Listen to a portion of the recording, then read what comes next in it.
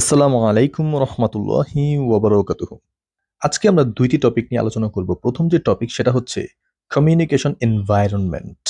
Environment মানে পরিবেশ, আমরা সবাই জানি। এখন পরিবেশ এর একটি স্বাভাবিক যে সংজ্ঞা আমি মনে করি যে পরিবেশ হচ্ছে এমন কিছু উপাদানের সমষ্টি যেইগুলো আমাদের উপর প্রভাব বিস্তার করে।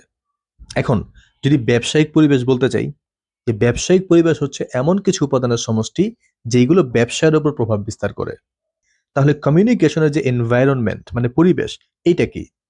আপনারা যেটা লিখতে পারেন যে communication is influenced by the surrounding elements which constitute the communication environment. Communication প্রভাবিত হয় তার চারপাশের যে এলিমেন্টস উপাদানগুলো আছে। সুতরাং এই উপাদানগুলো দিয়েই কমিউনিকেশন এনভায়রনমেন্ট গঠিত হয়। এরপর আপনারা এখানে একটা বিশেষ ব্যক্তি প্রফেসর লেসিকার অ্যান্ড পেটিট, তার একটা সুন্দর সংজ্ঞা আপনারা দিতে পারেন। This is the sensory environment in which we find ourselves throughout every walking movement. সুন্দর মতো মুখস্থ করবেন তার কথাটা এবং তার নাম দিয়ে চালাই দিবেন। আপনি চাইলে নিজের নাম দিয়েও কোনো সংজ্ঞা চালাই দিতে পারেন, যে আমার মনে হয়, আপনার নামটা উল্লেখ করতে পারেন। আবার অনেক সময় দেখা যায় যে অনেক উল্টাপাল্টা নাম দিয়ে আমরা জাস্ট একটা সংজ্ঞা লিখে দিই। এটা না করাই ভালো, তাই না? মিথ্যা বলা হয়ে যায়। যদি কোনো কিছু বানাইতেই হয় তাহলে নিজের নাম দিয়ে দেন, সমস্যা নাই তো। আচ্ছা, এখন 2 নম্বর যে টপিকটা আমরা শিখবো সেটা হচ্ছে essential factors of communication environment. এটাকে অন্যভাবেও বলা যায়, what are the factors those influence the communication environment. যে যোগাযোগের পরিবেশের উপর কোন জিনিসগুলো প্রভাব বিস্তার করে বা কোন জিনিসগুলো ইফেক্ট করে। এই যে পয়েন্টগুলো আমি এখন আনবো, এই পয়েন্টগুলো আগে অনেক অনেক আলোচনা হয়েছে, ব্যাখ্যা অনেক আলোচনা হয়েছে। তাই আমি ওই ব্যাখ্যাগুলোতে যাব না, জাস্ট আপনাদের একটু ধরাই দিব জিনিসটা, যে কোন পয়েন্টগুলো এখানে আসবে। হয়তো প্রশ্নটা দেখে আপনাদের নতুন মনে হতেও পারে, কিন্তু উত্তরগুলো নতুন না, উত্তর ওই আগেরগুলোই। কমিউনিকেশনের যে বৈশিষ্ট্য ছিল, কমিউনিকেশনের উপর প্রভাব বিস্তার করত, এই এনভায়রনমেন্টেও সেম টপিকগুলো আসবে। 1 নম্বর যে পয়েন্ট সেটা হচ্ছে টু অর মোর পারসনস।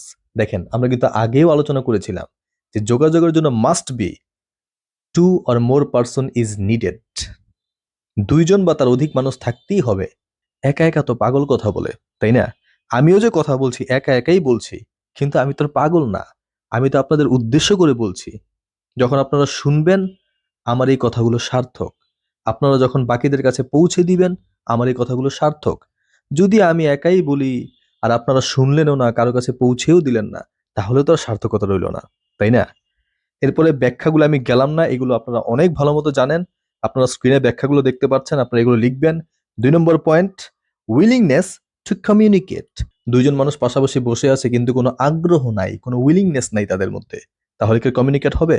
সুতরাং উইলিংনেস, আগ্রহটা থাকতে হবে। 3 নম্বর, অবজেক্টিভস অফ কমিউনিকেশন। অবশ্যই একটা উদ্দেশ্য থাকতে হবে। এই যে পয়েন্টগুলো দেখেন, এগুলোর সাথে আপনারা অনেক বেশি পরিচিত।